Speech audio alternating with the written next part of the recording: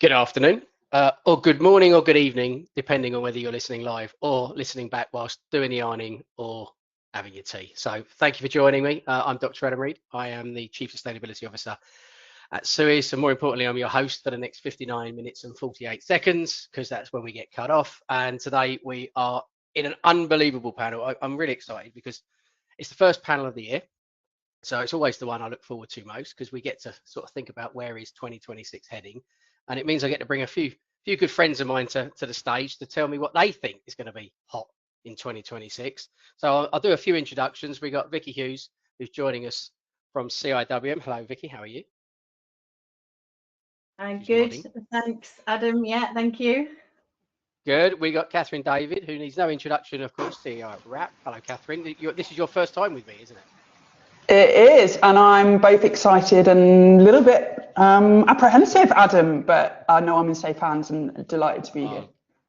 I'll be gentle, but thank you for joining us, because I think, WRAP is a key organisation working on so many material streams that I think this is a valuable discussion. And then, of course, last but not least, James Cruddas, the Deputy Director at Circular Economy within DEFRA, of course, who I'm going to say, James, and welcome, of course, because you are welcome, but you weren't my first choice.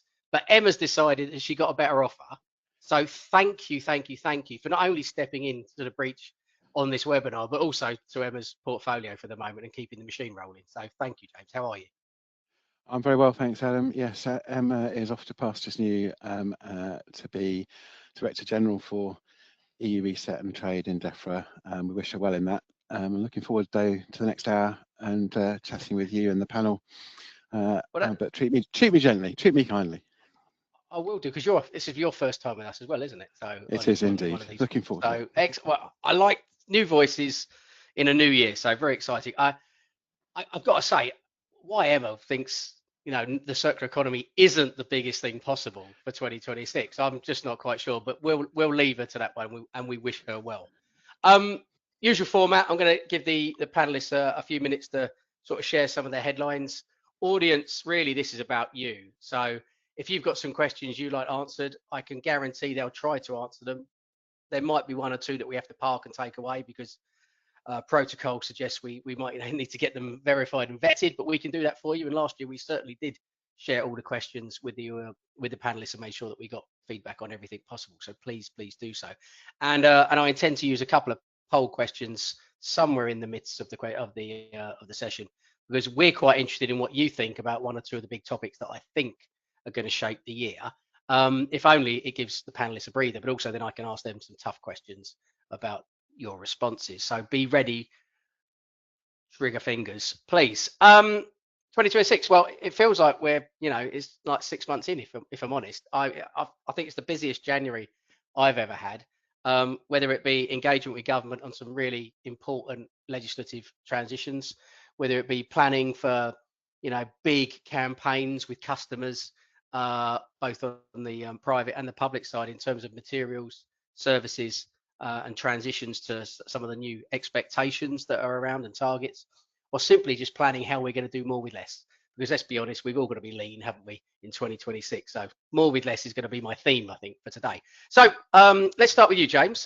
Government perspective, if you may. What is it in 2026 that's going to be keeping you awake at night, both good and bad? I'm assuming the growth plan for the circular economy is going to be in there somewhere, but I bet it's not the only thing you're thinking about right now, is it? It's not the only thing, but it is a preoccupation of mine. I've been leading with my team and the Circular Economy Task Force the development of the growth plan. It's been a great year, really, and we're grateful to. I think we've engaged about 1,000 stakeholders, possibly more now, in developing it. It's not been a closed shop at all. It's an unusual approach. I think we've asked the task force to work with us in a collaborative way. So rather than this, often you give a task force the job of coming up with a report, they send it to government, we pontificate on its recommendations, and then we come out with a reply. This is a very different approach, very collaborative, very collegiate, working together. And I think when people see the growth plan, you'll see that it really does set us on a course for the next 25 years, transition to circular economy, which is what the government committed to do in its manifesto. That's been a big part of the last year, but the important bit is getting it over the line now. So looking forward to that. So that's a big opportunity, big part of 2026. But then delivery of that will be another important part.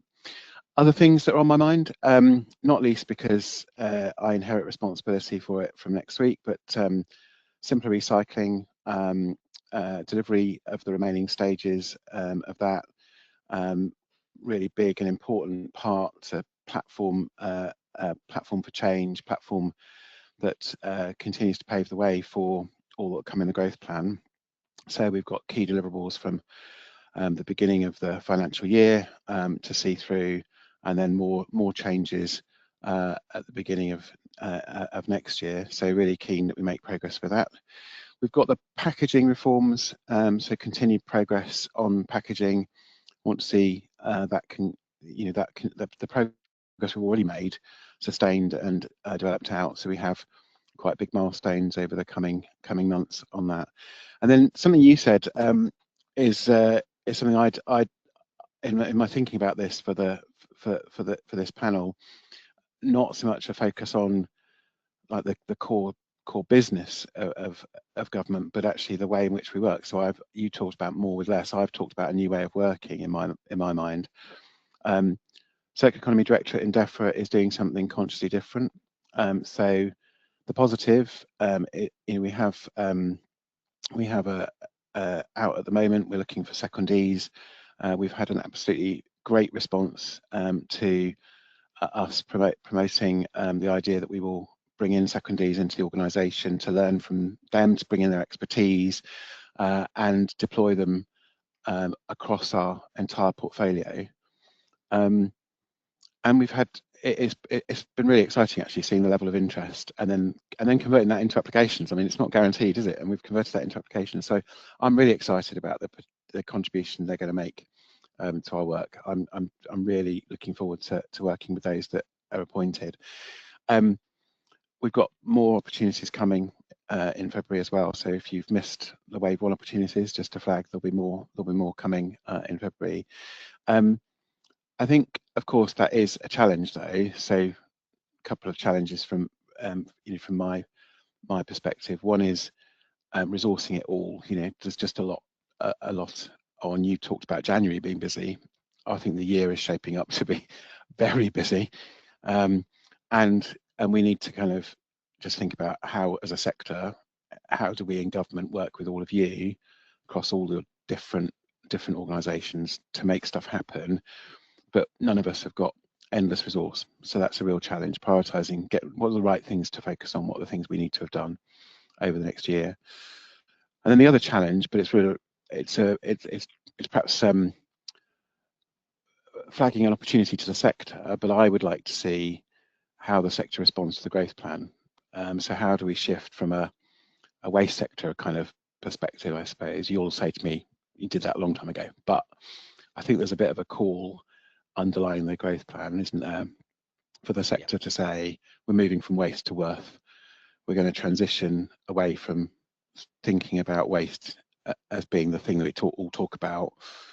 How many tons did we do today, kind of thing, and focusing instead on the materials, the resources we can get from and turn things into value.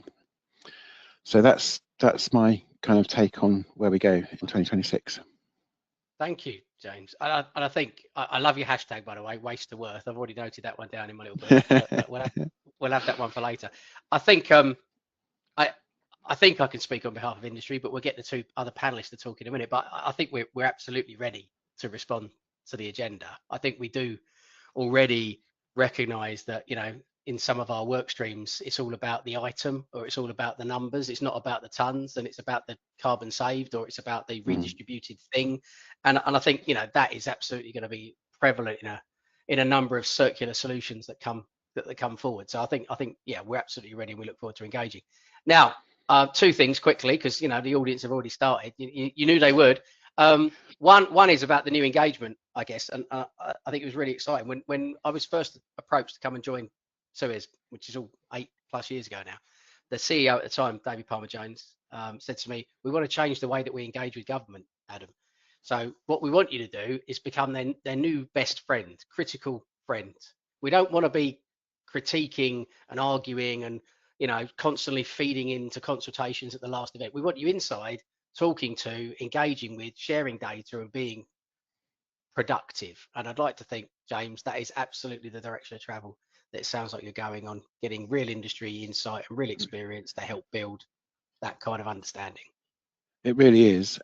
We've done, under Emma's leadership, of course, we've done a huge amount to change the way we engage, and to do that exactly as you describe. So we look to you to be our critical friends. We look to you to help shape policy. I think that the academic word is co-design or co-creation, but but it's the kind of thing I've been doing for years. I think we are at our best when we work together on shaping a policy agenda. Obviously, ultimately decisions are for ministers, but we want to be able to give the best advice we can. And all the big decisions I've been involved in over my years in the civil service, the big decisions are best shaped when you've got the views of everybody and can put those views into the mix as decisions are made.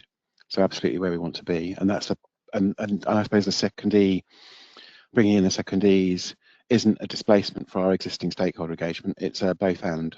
We will continue to engage regularly with all of you in all the different forums that we participate in. You'll probably see more of my deputy director colleagues in those spaces, but we will be doing it very much to take the temperature, to hear what you think, to help us get it right.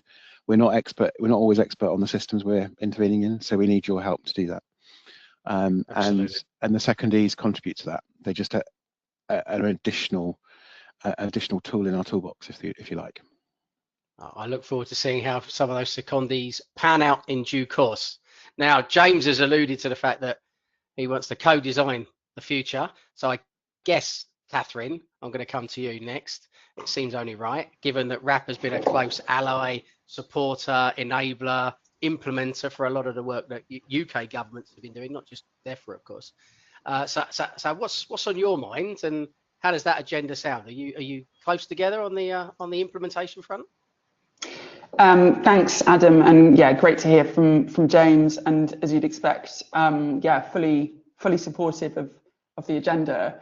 And if I may, because we've alluded to it a little in this conversation, I just wanted to start, before I get into the year of implementation or transformation that's ahead of us, just provide a little bit of zoom out as well. So RAP is working globally now as well as in the UK, and what we see across the piece, across all markets, is economies under pressure, the climate under pressure, people under pressure, cost of living. So and the UK is not immune to this, right? These are trends and themes we see everywhere. So from waste to worth, more from less is indeed the mood music across all our markets.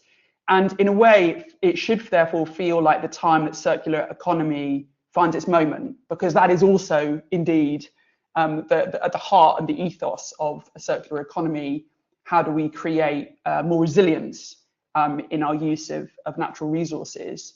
And then the other truth for us who are working on circular economy in the UK and globally is that if we're honest with ourselves, it hasn't grown fast enough, right? And I make this comparison between the progress of the circular economy and the progress of renewable energy.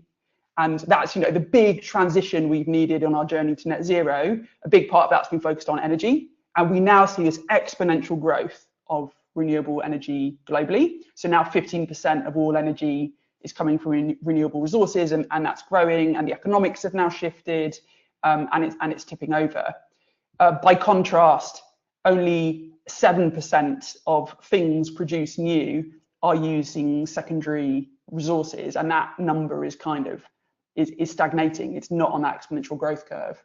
So I think as we look at this moment around us, and a context which can feel very challenging, but one which really pushes us to think about more with less, we've kind of thought there's three key things that we need to do collectively to shift that.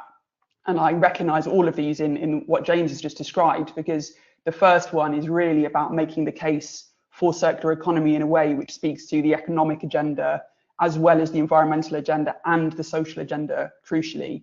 And I'm excited that the Circular Economy Growth Plan has taken that lens. The second thing we think works and is needed is this alignment of incentives and infrastructure for scale. And that's one of the reasons I'm optimistic about the year ahead, is that with so many of these policy measures now coming in and being implemented, we've got the opportunity to drive that change at scale. And then the final thing, and I think something we maybe don't spend enough time on as a sector, is this sense of building a movement. So I talk about what we really need to scale the circular economy and achieve what we've been calling circular living is all of us. So that's all the expertise and experience and creativity and hard work that's everyone on this call, everyone in this sector, working in partnership with people in the sector, but also in new and interesting ways. And again, that really speaks to James's point about a different kind of engagement. But if I zoom in a bit from that big picture to the kind of more direct job in hand in the year ahead, at RAT we have a very simple theory of change as to how systems change. And it's about partners on the one hand, it's about having the right policy on the other hand, and then it's about people and how we support people to make change. And I think for me, one of the big themes this year will be about partnership.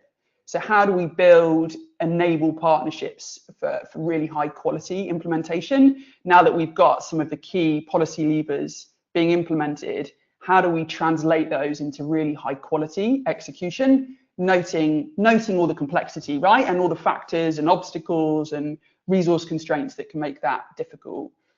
So for example, we're really excited to build on the work we've been doing with local authorities, both the one-to-one work, but also where we've got networks like DEFRA's Change Network.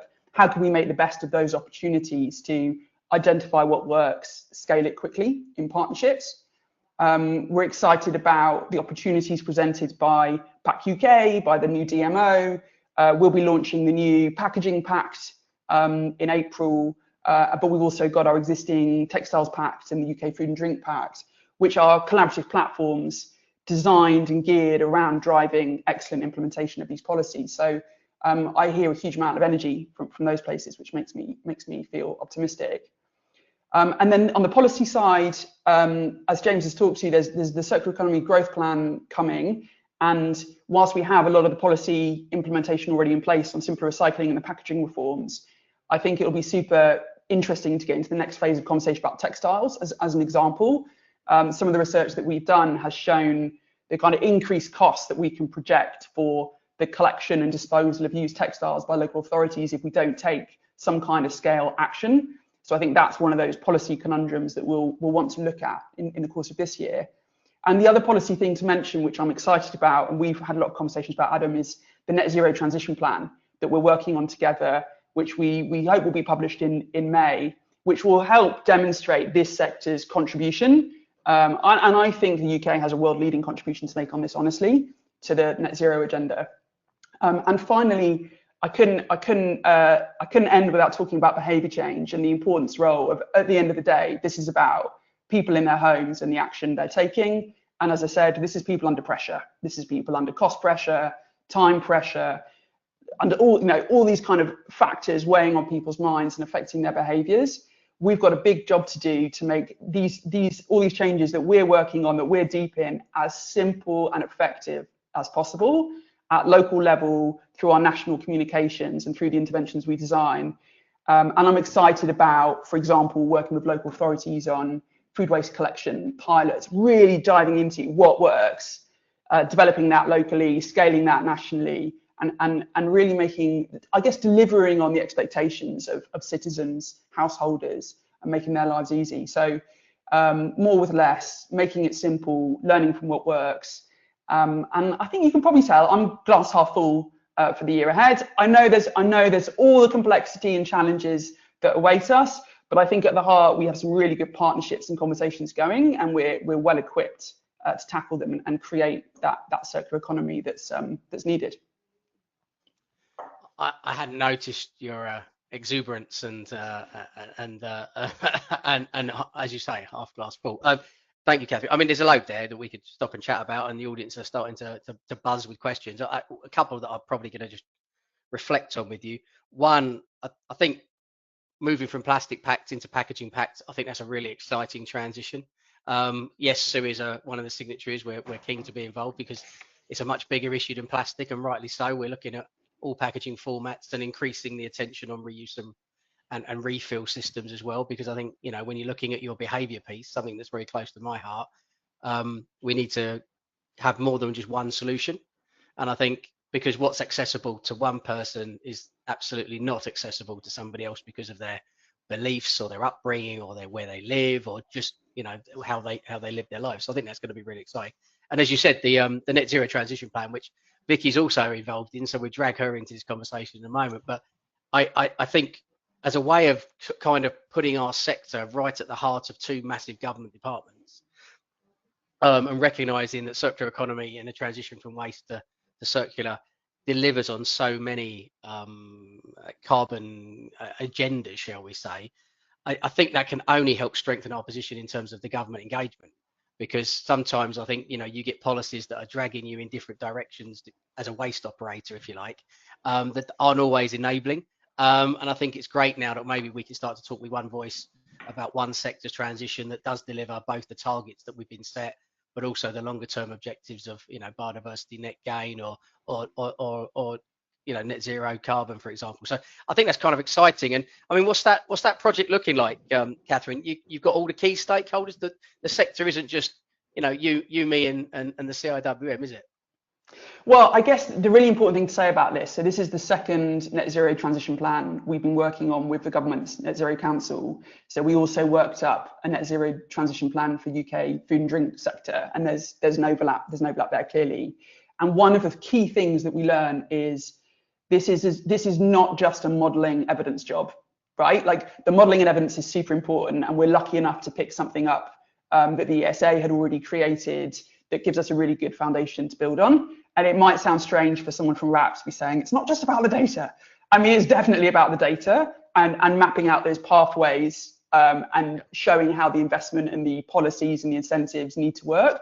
But just as crucially, it's about the conversation and the process along the way to developing that plan, so that when we come out with a plan in May, we've had the co-creation, the thoughts, the alignment of the whole sector. Because it's, you know, Adam, you're right, it's about being able to have a single conversation with government, but it's not a list of asks, it's also a list of actions, right? It's actions that we can take as a sector to make this happen. And it's a consideration of the policy levers which will support that, but which will also support the growth agenda. To your point, there's the nature side of it, and crucially, there's a social side of it. You know, you might have heard the buzz phrase "just transition." It's very kind of, it's part of the language of those of us working in climate change. But basically, what it means is there are lots of different ways of achieving net zero goals, and not all of them also generate those social benefits. And it's essential that we find those ways which also drive great social outcomes. So yeah, I'm excited, Adam, and the plan will only be a strong plan because it involves everybody, and that is part of the value of the exercise. So very, very excited and very happy to be working in partnership with CIWM and ESA and anybody who wants to be involved. And if you're not already involved and you'd like to be, then please do get in touch. And I think co-design is absolutely the right phrase. And I think what's important from the net zero work is that it really starts to look at the transition in a more detailed way in terms of not just technologies, but also the skills, the people, and therefore, Vicki, the sector attractiveness as we all transition at our own speeds. You know, there's going to be a bun fight out there for good people who want to come and work in a space that maybe, you know, if they're at school at the moment, aren't going, I want to work in the waste industry, but maybe they want to work in this new sector that's transitioning rapidly. So welcome, Vicki. How are you? Yeah, I'm good, thanks, Adam. And yeah, thanks, James and Catherine. Really, really interesting. I kind of want to rush through my slides just so I can hear more about what these guys are doing and what's going on there. But and I think what, from my perspective on this, is James obviously is very much about the policy and the direction, and Catherine, all that passion around implementation and sharing is fantastic. For me, it's about people. And my background is in manufacturing and in SMEs. I've been in manufacturing for many, many, many years in one guise or another. And like many people, fell into the waste sector and wasn't actually sure I was in it for a long while, if I'm honest. But because we didn't think about it like that. We thought about the fact we were manufacturing a product our raw material just happened to be a waste product, but that wasn't why we were in the sector. So I think that plays a lot to my presidential campaign, and we'll come on to that in a second. I have to do that thing of saying next slide, please. There we go. So it would be remiss of me to have this beautiful background and not talk a little bit about CIWM. There is lots and lots of resources on the CIWM website. So rather than me going on about them, it is a brilliant resource for members and non-members to try and get information. And as a member organisation, we're very keen to represent our members, very keen to ensure that they hear about what's going on. Hence, we are involved in all of these various things that are going on in the wider sector, but also how to translate that into what it means for them. What does it mean as an individual in this sector currently? Next slide, please. We also, the CIWM group, most of you will know, also now includes a Circular Economy Institute. Again, a brilliant place for information. There's some incredible training courses, both run by Circular Economy and CIWM, which allows people to upgrade their skills. Because one of the things for me is we talk a lot in our sector around this circular economy and transition, and we use lots of words that most people might understand, but there is a good chunk of people who don't. And they're the ones at the coalface, if you like, who are day to day doing the work. They're the ones that actually do the recycling, the reuse, the reprocessing, the recovery. They're doing it on a day-to-day basis, and actually circular economy doesn't feel like something they're involved in. And I think that having a Circular Economy Institute, having the hubs which are all over the world where we talk about the practicalities of being a circular economy, I think they're really, really important and very valuable. Again, lots of information on the website. Next slide, please. So my presidential campaign is all around basically sector attractiveness, as Adam alluded to then. It's how do we show people how incredible this sector is? How do we get more people into our sector?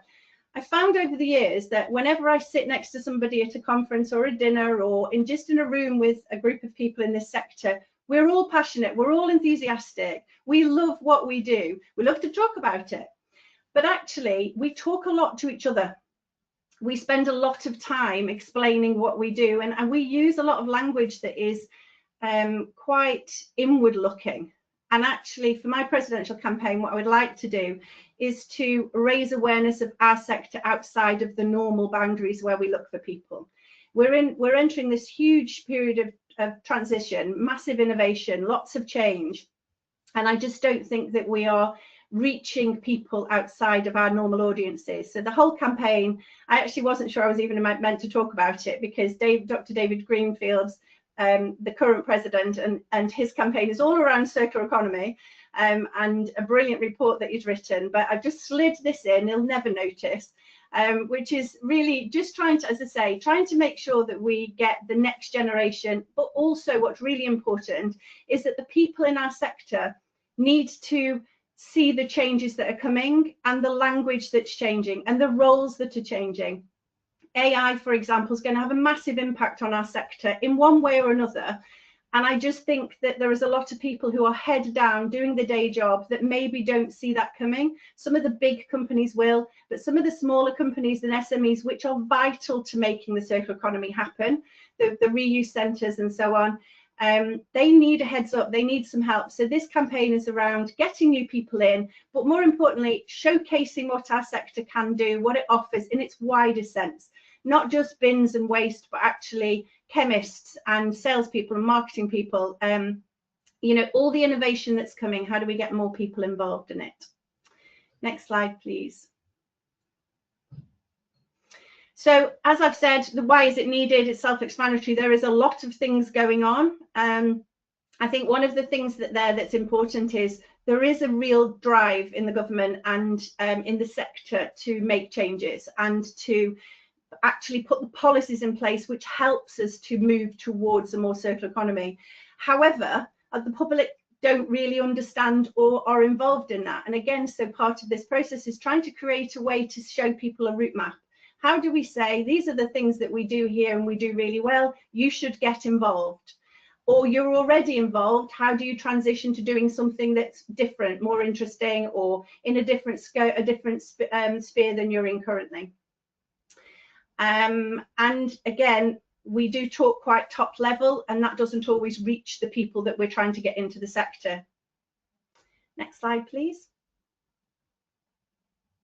So what does the future of the sector look like in terms of priorities? Next slide, please. CIWM have done a new report. It's only come out, it came out the back end of last year, but it actually picks up on all the work and all the research that's been done already. And some of the key things that come out of it are on the screen there. I don't intend to go through these things with you, but you know, if you look at this sector, we employ over 145,000 people with a turnover, again, depending on whose report you're reading and what day it is, because there's lots of new information coming out. £23 billion a year. You know, this is a huge sector. And I go back to my point, which is I think a lot of people don't recognise that they're in a big sector because they are down at the coalface doing the doing on a daily basis in a local area with local employees. Sometimes all of this seems a long way off. So this document is basically saying we've spent a lot of time reviewing what's already been done. We've analysed it and we've come up with a number of asks. And really it's trying to clear the path, trying to make things as clear as possible for government and for other people to be able to look and go, okay, we get it, this is what needs to happen. Next slide, please. So, yeah, thank you. Sorry, what I was going to say, on the CIWM website, there is, I think there's one slide jumped, I don't know where it's gone, but on the CIWM website there is a link to that report, so if you want to read it in more detail, go on there. There's a QR code you can read and download it. The other thing that I really wanted to put on, sorry, we'll put the link when Perfect. we circulate the slides after the event. Perfect. Remember everybody, the slides are available afterwards.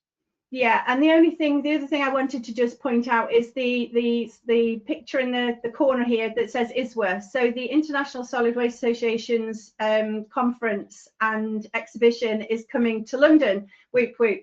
It's the first time in 30 years it's been here. It's in November this year. It's going to be amazing. It's going to be amazing for all sorts of reasons, because we're getting people from all over the world to come here and talk about not just waste in its purest form, but circular economy. There's a call out now for papers if anybody would like to be involved in that. Again, the details are on the website. But it's going to be incredible in terms of the amount of people that are going to be in London, showcasing London, and also going around some of the facilities in London that demonstrate this on a real practical level as to what you can see and what you can achieve. So I would urge you, I think the tickets go on sale on Monday, for the early bird tickets, and I know from terms of the interest that's already there, you need to crack on and get those tickets if you haven't already considered it. So I will leave you with that thought. Good sales pitch. Thank you, Vicky. I'm looking forward to Israel. I've done a few overseas ones, but it'd be nice to do one in your backyard, because I think we've got a lot to showcase, and by then we'll probably have some really good news to share in terms of some of these roadmaps that we've already alluded to. So let's bring James and Catherine back into the conversation. I'm going to ask some quick fire questions because the audience seem to be a bit restless. So James, what's the likelihood of us getting a textile EPR scheme anytime soon? Well, I couldn't prejudge the growth plan on that. I think Minister Cray is on record as acknowledging what Catherine was saying, that there's a need to address concerns about textiles, but we've got a bit of work to do before we can say exactly what that's going to look like. We know that industry is very much in favour. I think there's a question about what that might look like, and I think when the growth plan's published, people will be able to see where government has landed. Okay, so on the growth plan, because a few people have been pinging me messages on all platforms, including my Facebook account at the moment, saying, Adam, ask you the question. So James, it was due out in autumn, then it's going to be early this year. Now it's sometime soon. What's the best we can hope for? I think the Secretary of State said in the new year when she was at the Select Committee, and on the autumn point, we had a new Secretary of State. She wanted to take a view on the work we'd done up to that point. She's taken that view. She wants to get the growth plan out. She said the new year. we're on track to get it out in the new year. Well, not next year, but this year. Well handled. A couple on plastic films, and so let's bring Catherine in. On a scale of 1 to 10, 10 being absolutely ready, I'll put you on the spot now. Are we absolutely ready to implement flexible plastic collections within the next 18 months? Oh, I have to answer that on a scale of 1 to 10. I am glass half full. Are we ready? We're not ready right now. Will we be ready in the next 18 months? Will we get through it? Yes, we will. Will it be straightforward? No, it won't. Have we laid a lot of groundwork? Absolutely. Yes, we have. And I think we, having spent 7 years since 2018, I guess that's 8 years now, in the UK Plastics Pact, kind of systematically working through different materials, trying to figure out how to create a sustainable economic circular economy model that works. Plastic film has, emerged as one of the kind of trickiest ones to address. I think we now have the right policy instruments in place. We've got a huge amount of evidence and learning. And I guess to my earlier point, it's not that evidence and learning isn't sitting in one place. There are a number of stakeholders across this kind of complex value chain who have shared insight, learning, evidence-built collaboration through key initiatives in the last period. So I think it puts us in a really good position to make the kind of transformational progress on this in the next 18 months that we haven't made in those last several years, if we're honest. So I guess we're going from the trials and the pilots and the initiatives to the system transformation in the next 18 months. And we've, whilst we may have at times in the previous 7 years felt, oh, it's slow and it's hard and we're having circular conversations and not circular in a good way, we're now in a place where we're talking about scale, and we're talking about scale infrastructure and scale business models. So if we don't do it now, like, when is the time? It's now.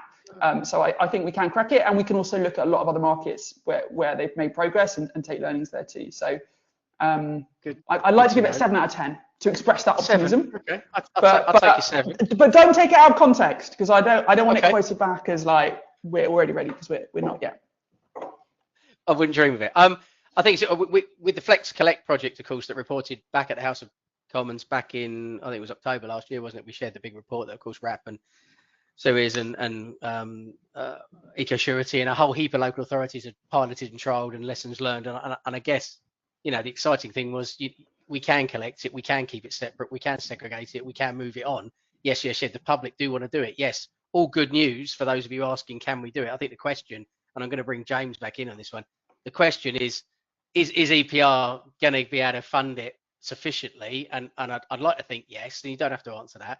But the real question is the markets, and that was the one unknown in all of the Flex Collect work, was could we build enough end market to drive the machinery through? Because there's a lot of material that might not go where we want it to if we're not lucky. So I guess, James, is flexibles on your agenda? I don't think you mentioned it in your immediate 5-minute address. I know there's a lot to get on with. I didn't talk about flexibles because it's a 2027 deliverable, so I thought I'd stick with this year.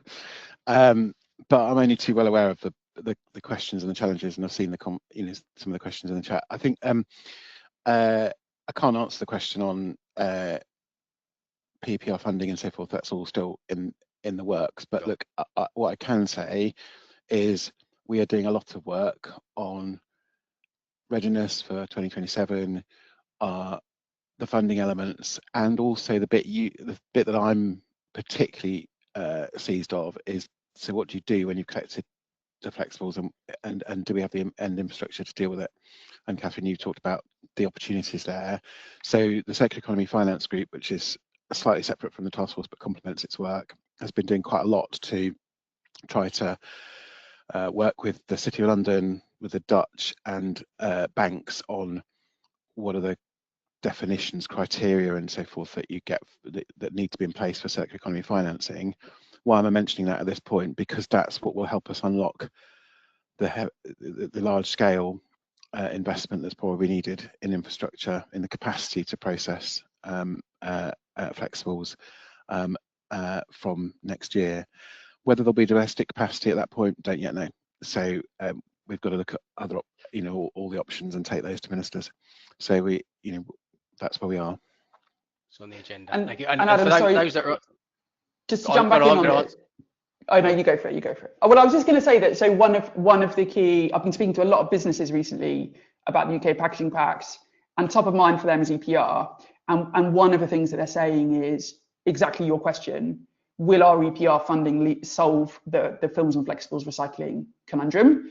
And so one of the work streams through UK Packaging Pact will be on this infrastructure investment question that James is highlighting. So policy is necessary but not sufficient. How do we then work together to solve that end market business case through the value chain question? It will take that collaboration and that partnership work from different sectors in that world to make it happen. And I think I'd join, there's a CIWM research project that's just kicking off, which is looking at infrastructure and capacity for all sorts of things that are going to be important in the circular economy. So flexible plastics is one, but reuse and repair is another, for example. So I think there's lots of work streams. We've just got to make sure we join the dots. We don't all reinvent the wheel here. That's going to be quite important, Adam, actually. So there's probably something that comes out of this conversation already, isn't there, where we can, let's just make sure that we're talking to each other about all different pieces of work that we're putting in train, so that what Catherine's doing under the Packaging Pact, what Vicki and colleagues are doing at CIWM and we're doing in DEFRA complement each other and we don't duplicate. We need to, we haven't got time and energy to duplicate. We need to do these things in partnership, as you say, Catherine. I've got one more on a particular material stream, so let's get it out of the way because it's the big one, I think, for most local authorities. It's the food waste situation. So let's think back to 2025 launch of simpler recycling. Food waste uptake. What's the panel's feeling on how well food waste collections are going and what's the expectations for 2026? I guess it's a question of optimism versus pragmatism here. Vicki, got a view on the world of food waste?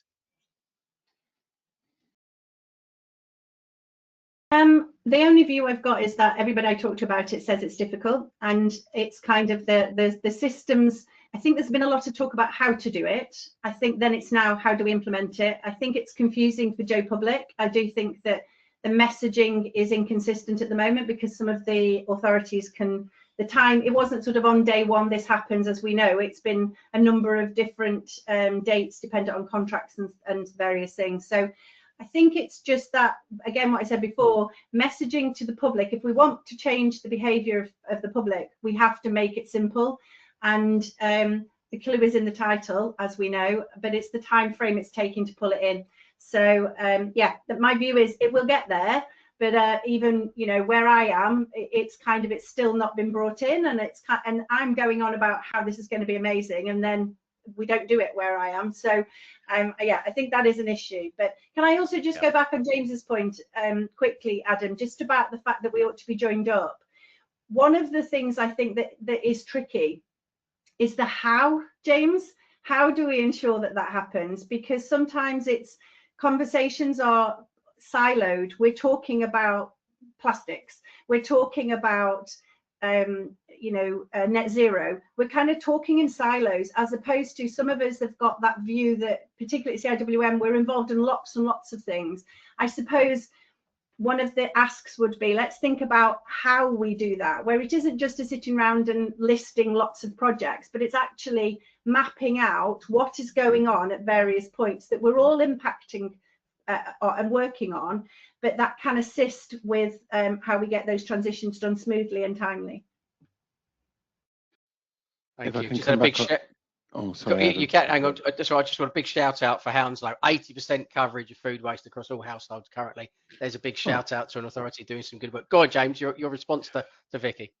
Well, so really quickly on Vicki's point, I think we are creating some strategic capacity post-growth plan.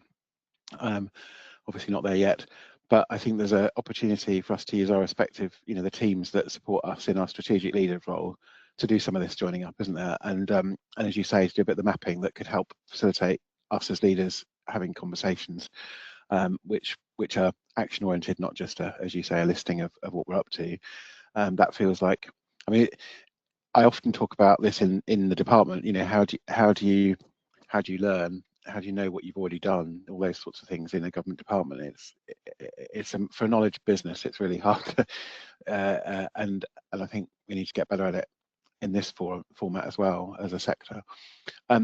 On food waste, Adam, which way you started, Vicki was sort of saying it's difficult because of it being not uniform and so on. Look, we know when the requirement comes in. I'm optimistic. I mean, I haven't seen the latest dashboard. I'll get it, no doubt, as my gift on Monday. You know, here's where you're starting from.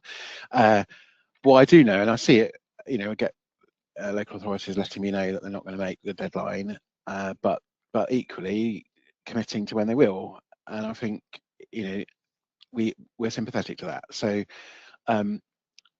where it's being attempted, where people are trying, you know, that's really positive, and we will recognise that. I think I am optimistic, and yes, I mean, with Vicki, I also live in an area that I'm not going to tell you where, that I don't enjoy food waste or many other collections, but I think the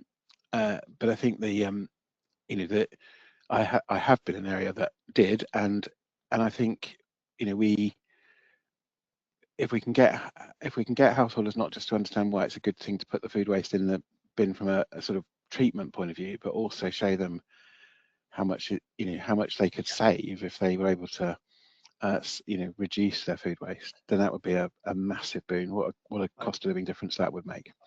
I think that would be such a key message at this time in you know, where we are with society right now. Is the cost of living is such a prevalent issue that being able to showcase that this has got savings, whether those savings would ever come back to the individual household, I'm not sure, but you know, that's a good point. And I do think communications has come up a few times. Questions coming in now saying communications seems to be the answer to everything, but it costs money. I'm going to park that question because that's a tough one. Who's paying for what? But I guess EPR suggests who's paying for what.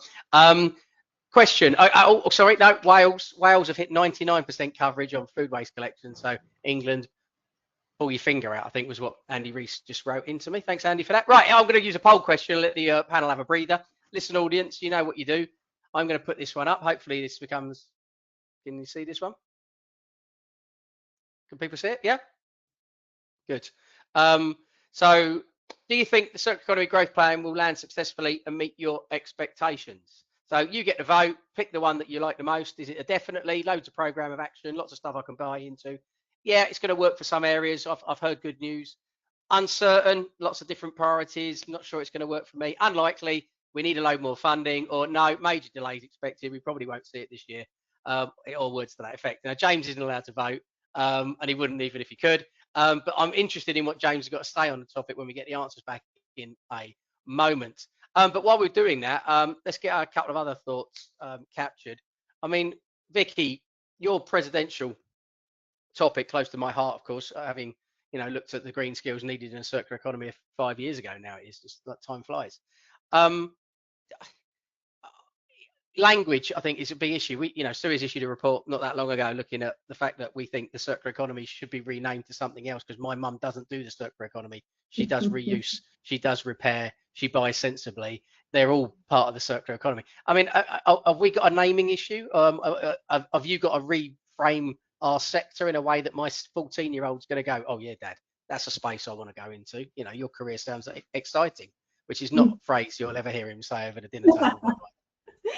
I think the point is a bit like around my dinner table, Adam. If I say to, and I've got teenage boys, actually one's now in his early 20s, but we would have those conversations with him and his friends, and it would be a case of, you know, you should come into the waste sector. It's amazing, so much opportunities. And they just look at me and went, it's the waste sector. What does that mean? No, basically, no. And then I would rephrase that and say, what about sustainability careers or resources? Yeah, they're all in for that. So it definitely is a language point.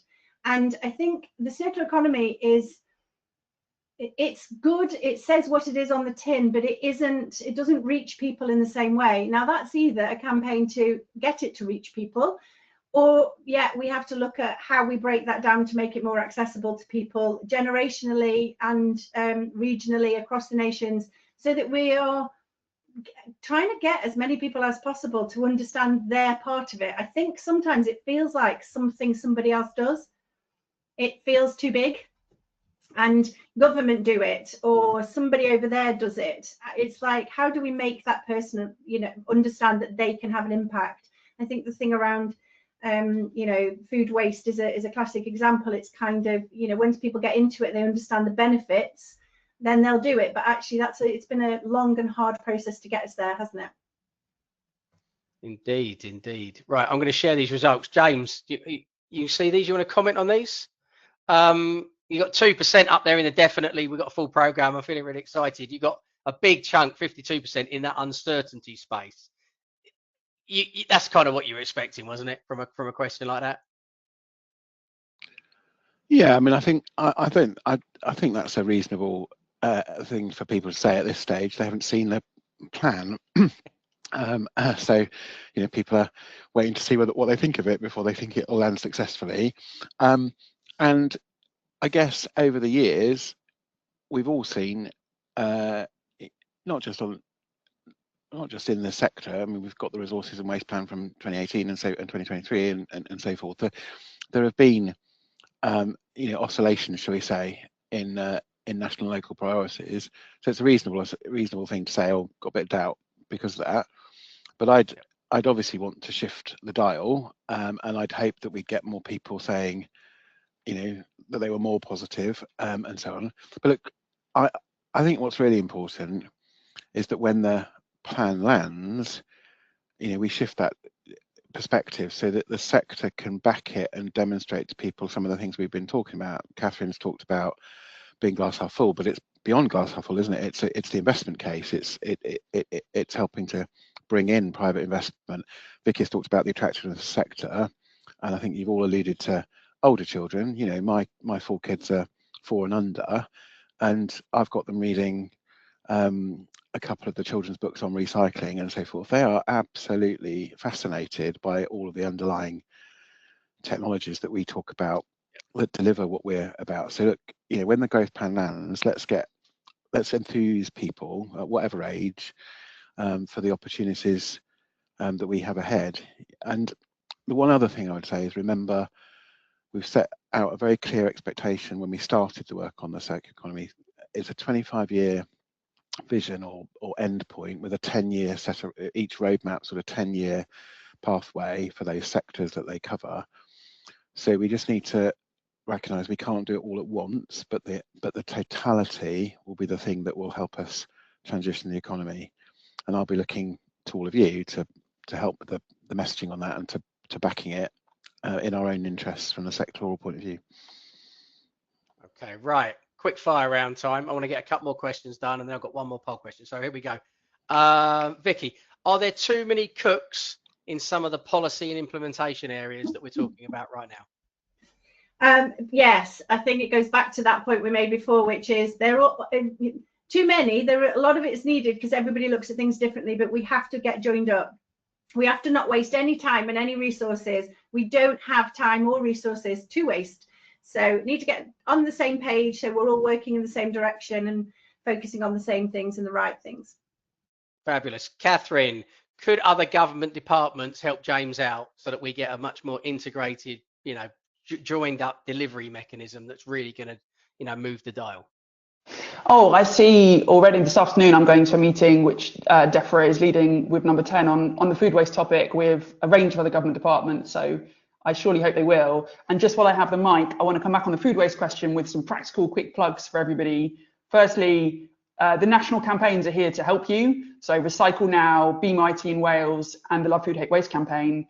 And on Monday, there will be a webinar that you're all invited to for this year's Food Waste Action Week, which will end on my birthday on the 15th of March and start on the 9th, which is going to be all around supporting food waste collections.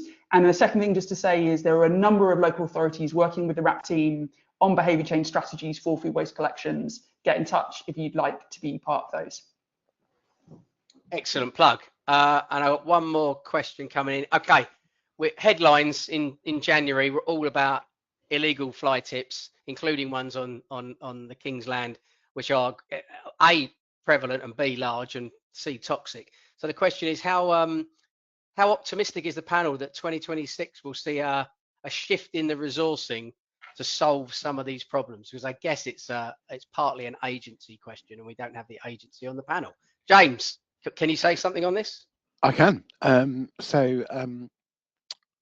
We are doing several things. We're doing quite a lot in government at the moment to look at the most difficult sites. So we've obviously got Kidlington in where EA have committed to clearance. We're looking at what our options are on clearance of other large sites, but we can't clear them all. And then there'll have to be an engagement with local authorities on what we do around the country.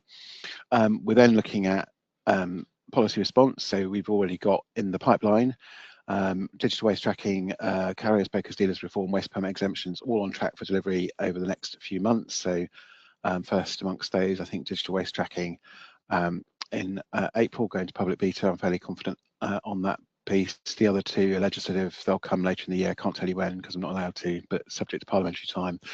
And then we're looking at other policy options, and we'll need the sector's backing because we'll get tough. You know, the discussion we're having with ministers is about getting a bit tougher on areas of non-compliance, and those that are legitimate operators will want us to do that, but we'll then look to legitimate operators to help back us when we start to get that bit tougher and people start to complain about it. But it's really important that we are able to demonstrate to the public that we have the tools. We're going to deploy them, and we're going to put more resources in one way and another into tackling the scourge of waste crime. And we're working, I should just say on the agency that we are working hand in glove. So I am I have the overall responsibility for the operation, but it is a joint one with the agency. Thank you. Right, final poll question, audience. You've literally got 30 seconds, so this is all about your optimism. So how optimistic are you about the UK waste and resource industry? I had a word limit, so I didn't put and resource industry's outlook for 2026, but you knew what I meant.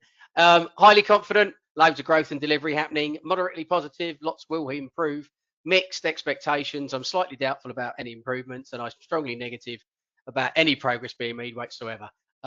Poor people and that bottom end. Vicki, if you had to vote, because you're not allowed to, where would you be voting?